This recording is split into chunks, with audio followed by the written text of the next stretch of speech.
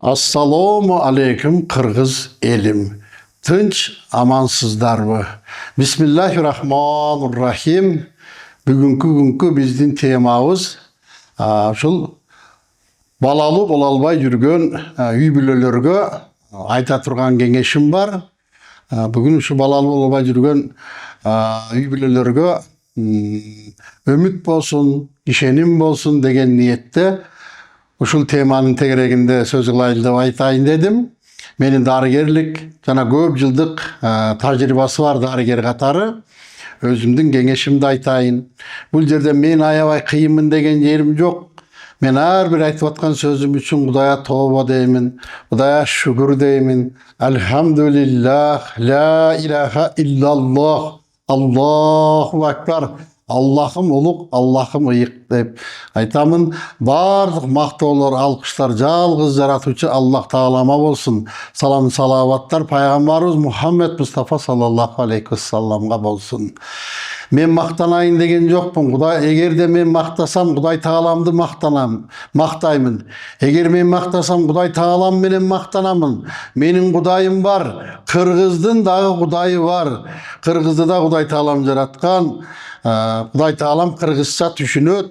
Biz daha öz bilgen tilimizde Kuday Taala'ga jalınaylı, Kuday Taala'ga sıyınaylı, Kuday Taala'nı tanıylı, Kuday Taala'dan korkoylu, Kuday Taala'ga işenip yaşaylı degen gana niyette aytkım geldi. Bugünkü bizdin temamız ошол бирөөгө кар дүнүйө дейт, бирөөгө зар дүнүйө дейт. Бирөөлөр көп, айрым үй-бүлөлөр балалы боло албай жүрүшөт. Ал кээ бир болсо балдарын таштап жүргөндөр бар. Адам деген ушундай татаал зат болот экен. Адам динсиз болсо өтө коркунучтуу болот экен. Жырткычтан да жаман адаттар болот экен адамдардын. Эми мен ушу дарыгер катары кайсыл үй-бүлөлөргө балалы боло албай жүргөн болсо, ошолорго кеңешимди айткым келди. Атайын кеңеш берейин дедим. Себеби ар кандай себептер менен, ар кандай оорлар менен балалы боло албай жүргөн үй-бүлөлөр бар. Мен ушул өзүм көп жылдык тажрыйбамда мурда 3 жыл, 5 жыл балалы болбойдук десе, бул кыйын. 5 жыл болуп калыптыр, 7 жыл болуп кеттир. Дарылаш кыйын, балалы болуш кыйын деп ойлосуңуз. Кудайга шүгүр ушунчалык Аллах Таалама жалынып, Кудай Тааламны сыйынып, изденип жүрүп, азыркы кезде Кудайга шүгүр 7 жыл, 10 жыл дегендер бул жакта эле азыр 20 жыл төрөй албай жүргөн карындаштарыбыз, эжелерибиз төрөп жатат. 20 жыл уруксуз, туксуз деген жигиттерден балдар жаралып атат. Бул дагы да болсо Кудай Тааламдын кудурети. Мен дарыгер катары жүздөгөн үй-бүлөлөрдүн балалы болушуна себепкер боло алдым. Бизге кайрылган адамдардан айрым үй-бүлөлөрдүн менде жигиттердин дагы, кыз келин карындаштардын дагы медицинадан алган кортунду жыйынтыктары бар, справкаларга орусча айтканда 100% уруксуз, мындан бала жаралбайт деп. Ошондой бейтап болгон адамдар бизге кайрылып, азыркы мезгилде 3-төн 4-төн балалы болгон көп балалы үй-бүлөлөргө айланган үй-бүлөлөр бар. Ошон үчүн үмүт менен жашашыбыз керек экен. Айрым учурда диагноздор туура эмес болуп калат экен. Көпчүлүк мезгилде ушу кыз карындаштарды, келиндерди эле сенгүлөлүү дей берет экен. Кээде оору деген адамдын ден соолугуна байланыштуу эмес, оорубайт деген адамдын ден соолугу таза деген адамдын дагы ден соолугуна байланыштуу балалы болбой калган үй-бүлөлөр болот экен. Балалы болбогондун көп себептери бар экен.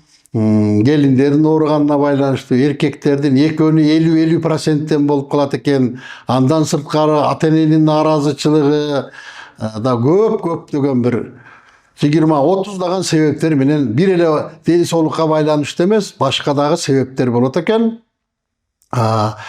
Ошондой балалы болбой жүргөн үй-бүлөлөргө Кудайга шүгүр, бизден дарыланып балалы болгондордун асты азыр жашы 30-га чыгып калды. Ошо бизден төрөлгөн балдардын балдары төрөлүп калды. Биз небере көрүп калдык.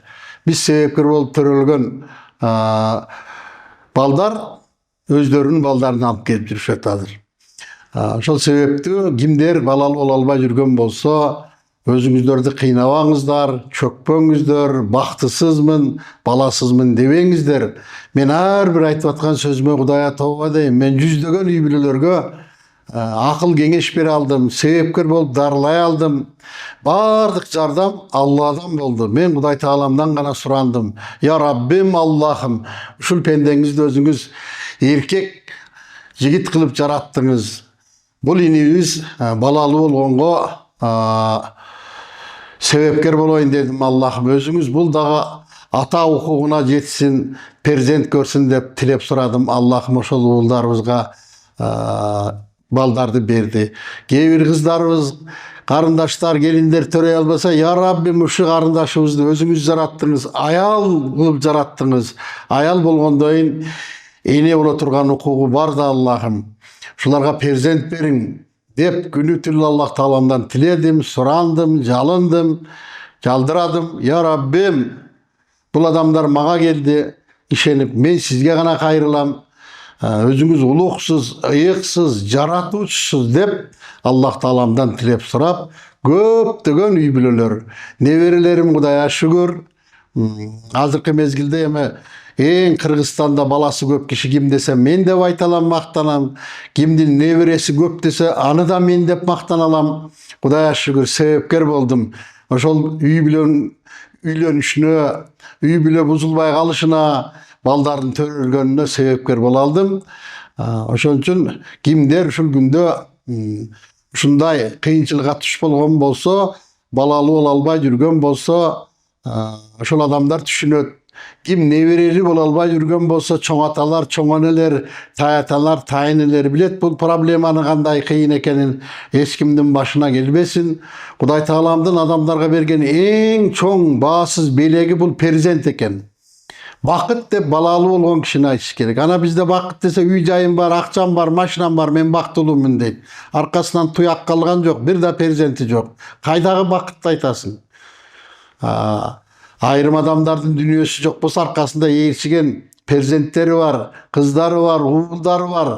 Андан өткөн бакыт жок. Адам баласына Аллах Тааламдын баасыз берген белеги бул өзүнөн кийинки кала турган туяк экен, перзент. Ошол үчүн эгерде ким кандайдыр ушундай кыйынчылыктарга туш келген болсо, бир туугандар, карындаштар, инилер, агалар, керек болсо бизде 50-60га чыкканда азыр кишилер бар, дарыланам, балалуу болом деп дарыланып жүргөн. Кудайга шүгүр, колдон келген жардамды берип жатабыз. Ушул айтып аткан сөзүмө далил катары биздин ошо таасири күчтүү Тауып деген 3 китеп бар. Ошол жерден карасаңыздар 94-жылдан баштап 2026-жылга чейинки биз себеп болгон үй бүлөлөрдүн балдары бар. Төрөлгөн балдары менен түшкөн сүрөттөрү бар, ыраазычылык каттары бар, видео тасмалары бар. Муну менен мен ушул айтайын деген ниетим сиздерге ишеним болсун, үмүт болсун. Кандайдыр бир жаман жолго барбаңыздар. Суицидке баргандар бар, ичип кеткендер бар, бузулуп кеткендер бар. Өзүнө кол салган адамдар бар. Бул адамдар ушунчалык өзүн карабай бактысызмын деп. Ошон үчүн Аллах Таалама ишенсек, Аллах Таалам бардык пенделерине бирдей бакыт, бирдей дөөлөт берет экен, бирдей перзент берет экен. Кандайдыр бир себептер менен ошол бакытка жете албай калышы мүмкүн экен, бул деле убактылуу. Ошон үчүн ким изденсе, аракет кылса, Кудай Таалага сыйынса, силерге себепкер боло турган дарыгердиби, врачпы, молдобу, Тауппу, сиздерге себепкер боло турган адамды да Кудай Таалам өзү кезиктирип жолуктурат экен. Мен ушундай үмүтүм үзүлүп болбой калды деген үй бүлөлөрдү көп көрдүм. Кудай Таалам сизге туш кылды, же кандайдыр дагы бир жерге туш кылды, ушунун себебинен балалуу болдум деп. Ошон үчүн бүгүн биз аз да болсо бир аз далилдерди мындан кийин бир 2-3 эфирден чыгат буюрса, ошол бизден бата алып балалуу болгон үй бүлөлөр сиздерге өздөрүнүн башынан өткөн кыйынчылыктарды жана жакшылыкка жеткен күндөрүн айтып берет. Сиздерге ишеним болот, үмүт болот деген ниетте айттым. Кудай Таалам кимдер ушул бүгүнкү күндө балалуу боло албай жүргөн болсо, Аллах Таалам ушул үй бүлөлөргө перзенттерди берсин. Аллах Taalamdan tilep suraganda bala ver debey perzent ber dep suraş kerek. Allah'ım bizge perzent berin. Bирөө кызды болуп алып, эркек балалуу боло албай жүргөндөр бар. Эркек балдары көбөйүп, кыз балалуу боло албай жүргөндөр бар. Ушундай үй бүлөлөргө дагы себепкер болуп, Аллахым ушул үй бүлөгө 4-5 kız beripsiz Allah'ız. Buğa şükür razıyız. Ушулардын артынан erkek perzent beriңiz деп erkek балдар төрөлгөндөр бар. Erkek балдары көп болуп, кыздары жок болгондорго кыздарга себепкер болуп сурап бердик. Я Раббим, 6-7 erkek beripsiz. Бул үй бүлө сизден kız perzent сурап атат. Kız bala beriңiz desek, Allah Taalam kızды да бергенди. Pendelikki suraş beriş Allah'dan deydi eкен. Emneni surasan Allah ошону берет экен. Бирок сураштын эреже тартыбын билиш керек. Ким Кудай Таалага сыйынгандын эреже тартыбын билбесе, Аллах Тааланын бере турган белектеринен кургалат дейт экен. Ошондон Аллах Таалага жалынгандын да, сыйынгандын да эреже тартыпы бар бир туугандардын. Ошол эреже менен сурансаңыздар, Кудай Таалам бербей койбойт. Сөзсүз түрдө тилегиңиздерди кабыл кылат, берет. Аллах Таалам ушул бүгүнкү күндө кимдер балалуу боло албай жүргөн болсо, ушул үй бүлөлөрдүн бардыгына Аллах Таалам өзүңүз иман, инсап берип, сабыр берип, күч кубат берип, бак таалай бак дөөлөт берип, ушул балалуу боло албай жүргөн үй бүлөлөргө көп перзенттерди бериңиз Аллахым. Элибиз көбөйсүн, кыргыз элим көбөйсүн, кыргыздын саны көбөйсүн, укум тукумубуз өссүн. Адам атадан ушул күнгө чейин жоголбогон кыргызым акыретке чейин кыргыздын уругун тукуму өсө берсин.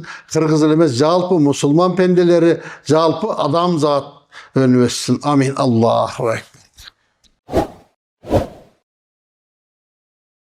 Assalamu aleykum ve rahmetullahi ve berekatuhu. Жараткан Аллах Таалама чексиз мактоолор болсун жана шүгүрлөр болсун. Пайгамбарыбыз Мухаммад саллаллаху алейхи ва салламга Аллах Тааламдын салам салаваттары болсун. Мен атым Абдыжапар Мамаджан уулу. 1971 жыл төрөлгөм. Мен Кубаныч Бөйбөйкөй келатканда жолдо келатып үйүнө баратканда айтат элем, мен өлүп калам, өлөм деп ойлойт элем.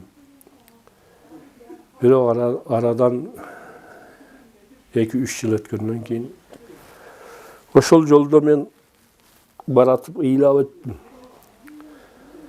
Эмнеге? Алла Таала мага мени өлтүрбөдү. Бирок мага Алла Таала бир эркек уулду кылды. Бир убактарда ушул көчөдөн өтөт элем, өлөм деп өтөт элем. О жараткан, өзүңө чексиз шүгүрлөр болсун. Мына мен бүгүн айыгып,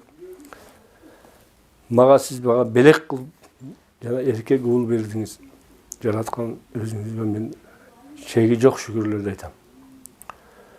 Мына Кудай буйруса азыр балам 13-14 жашка чыгып калды. Атыны балам төрөлгөндө эле мен дароо эле Кубанычбек байке чалдым. Эркек уулду болдум байке. Атыны өзүңүз коюңуз. Бул сиздин балаңыз. Дедим, атыны Кубатбек деп койду. Мына азыр Кудайга шүгүр жакшы. Үй бүлө менен тынч аман, ден соолугубуз жакшы, Кудайга шүгүр. Базарбай уулу Расулбек, Кубанычбек табапка кайрылып дарылангандан бери жашоомдо жакшы жаңылыктар болду. Кыздуу болдум. Анында ден соолугу жакшы, Кудайга шүгүр. Өзүм дагы ден соолугум жакшы. Башка жерлерим дагы ооруйт эле, алар дагы жок азыр. Эч кандай дары ичпейм. Эч кайсы жерим оорубайт, Кудайга шүгүр. Кубанычбек табаптын үй бүлөсүнө бактылуулук каалайм.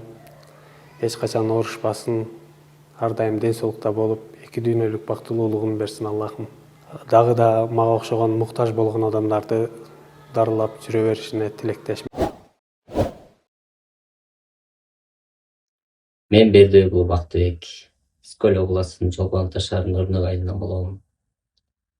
2019-2020 Алматыда иштечимин. Ошол кездерде ашказаным ооруп, башым ооруп, бөйрөктөрүм оорчу. Дары дармектерди иштейм. Ошолорго карабай жакшы болбой койдум. Анан үйдөгүлөр ушул Кубанычтагыларга барып жүрчү. Анан үйдөгүлөр айтып калды, бияка кел. барып кубанычтан барып көрүн деп. Анан Алматыдан келип кубанычтама бардым. Барып эле мени кабыл алды. Анан ушундай деп айттым. Менин тамырымды кармап көрүп эле, сенин ашказаның тяжелый экен. Ашказаның, бөйрөктөрүң башың ооруйт экен деп айтты. Анан сеанска кабыл алды. Сеанска отур деди. 15 күн сеанста отурдум. Дары сууларды ичтим. Дары чайларын берди, аларды ичтим. Ошо баарын уга менен ичтим. Айткандардын баарын туура аткарып жакшы болдум. Ошо ашказаным оорубай калды. Азыр Кудайга шүгүр баары жакшы. Ошо Кубанычка менен Сайым апага чоң рахмат. Алла ыраазы болсун. Ошо элдин кызматын кылып жүрө берсин. Анан 22-жылдары үйлөндүм. Дагы Кубанычтамдын, Сайым апамдын каалоо тилеги менен, батасы менен анан өз жубайымды таптым. Анан алар уруксат беришти. Анан үйлөндүм. Азыр Кудайга шүгүр. Бир уулум, бир кызым бар. Алардын аттарын Кубанычтан коюп берген. Уулумдун аты Умар, кызымдын аты Биназир. Ошо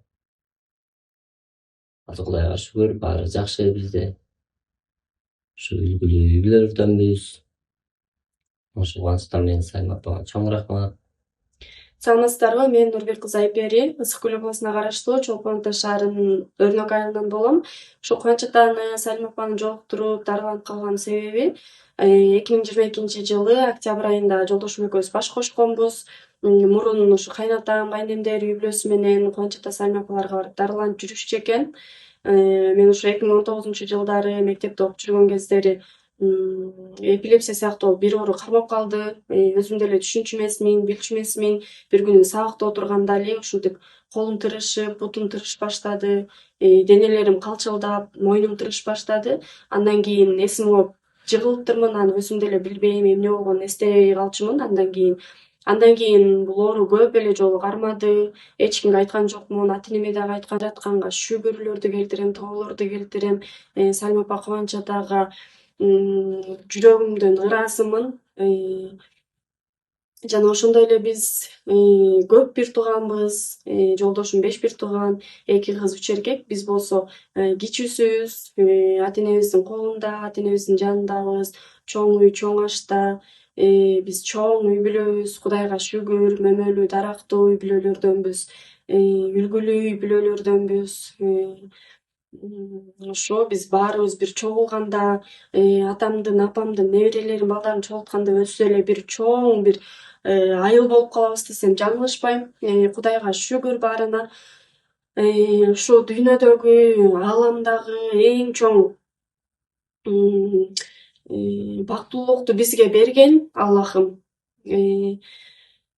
Ушу дүйнөдөгү, ааламдагы бардык балдары көп, эң көп неберелүү ушул Кубаныч ата менен Сайым апа десем жаңылышпайм.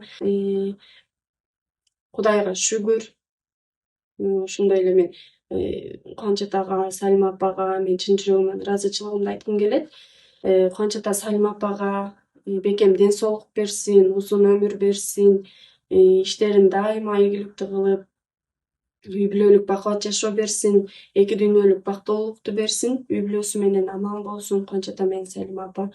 Мен аябай ыраазымын, чын жүрөгүмдөн Кубаныч ата менен Сайым апага ыраазычылыгымды айтам. Чоң ата кандай эстебейсиң? Чоң атага кандай эсте?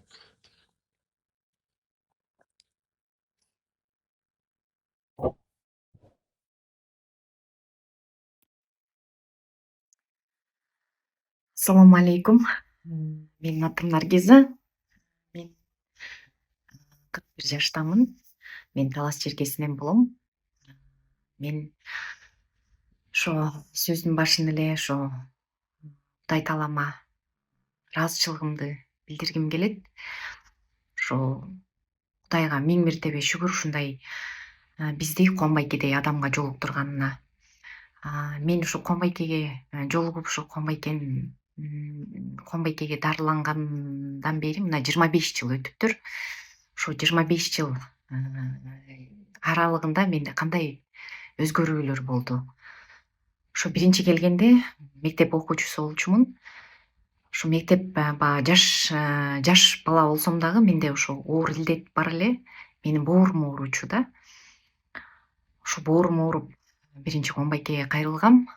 Ошо Кудай Таалам, биринчи Кудай Таалам, экинчи ошо себепкер Куанбайке, ошо Кудай Таалам берген касиети менен мен ушул илдеттен толук айыктым. Кудайга шүгүр, азыр боорум такыр оорубайт. Ошентип ошондогу ошо дарылоодон кийинки берген батасынын артында мен ошо кандай ийгиликтерге жетиштим. Окууну ийгиликтүү аяктадым. Таластан окууну бүтүп келдим, ийгиликтүү аяктап, ошо эч кыйналбай эле жогорку окуу жайга өттүм. Жогорку окуу жайды да аябай жакшы, ийгиликтүү аяктадым. Дипломумду алдым, кесиптин ээси болдум. Жумушта иштедим.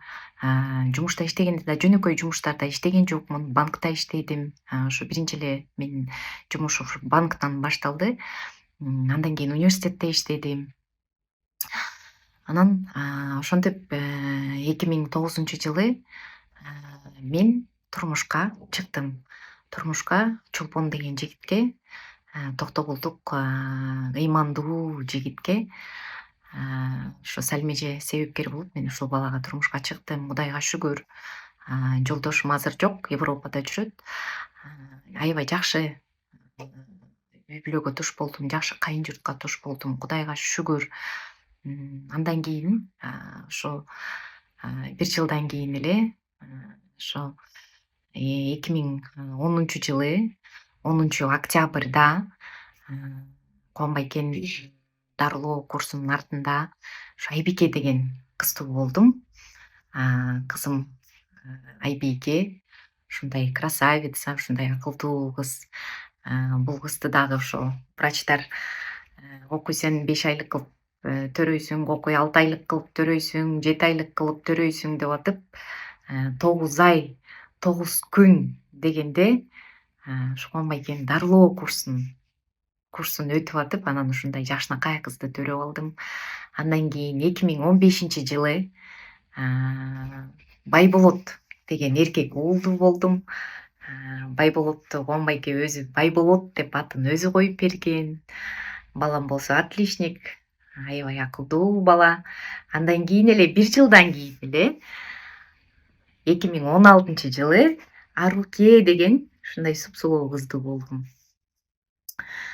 Бул да акылдуу, жакшы окуйт кызым. Кудайга шүгүр. Ушунун баардыгы ушул нерсенин баардыгы ушу Куанбайкенин берген батасы менен болуп атат да. Кудайга шүгүр. Мен үй бүлөдө бактылуу жармын. Ушундай жакшынакай мотурайган 3 баласы бар. Бактылуу энемин. Кудайга шүгүр. Куанбайкеге ыраазыбыз. Ушул батанын арты менен ошондогу берген Куанбайкенин батасынын арты менен ошо акыркы 3 жылдан бери биз мен Европага барып, ошо Европанын бир нече жерин кыдырып жүрөбүз. Бул дагы да болсо ошо Куанбайкенин берген батасы, ошо батанын артында көп нерсе, көп сыйкырдуу нерселер ачылгандай болот экен да, ошо жолуң ачылат экен. Кудайга шүгүр, Куанбайке, ыраазыбыз биз сизге. Салмеже экөөңүздөргө чын ден соолук, узун өмүр каалайм. Ошо эки дүйнөнүн бактылуулугун каалайм сиздерге. Дайыма бар болуңуздар, аман болуңуздар. Ана биз сизди жакшы көрөбүз.